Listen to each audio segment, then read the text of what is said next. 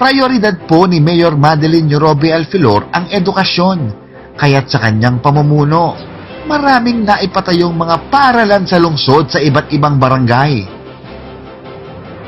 Katuwang ng Iriga City ang ilan sa mga proyektong ito, ang national government sa pakikipagtulungan din ng Chinese Chamber of Commerce.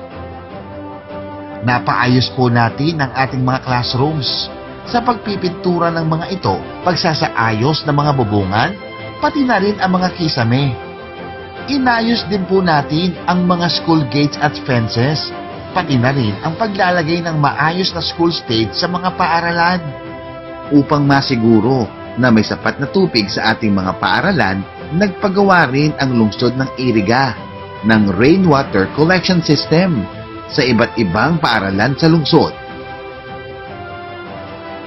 Dahil po sa ating walang sawang suporta na ibinibigay sa mga paaralan, ay kinikilala taon-taon ang Iriga Central School ng Department of Education bilang nangungunang paaralan sa Brigada Eskwela, at nariyan din ang San Antonio National High School sa secondary level. At nung nakaraang taon, tayo po ay nagawaran ng Department of Education ng Diamond Award dahil na rin po yan sa ating pinapakitang dedikasyon sa pagpapaunlad ng edukasyon.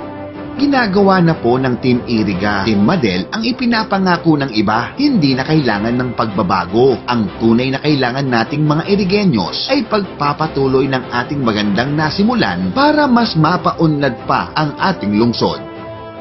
Mayor Madeline Yorobe Alfilor. Multi-awarded na. World class pa ang public service. Hashtag si Madel ang mayor ko.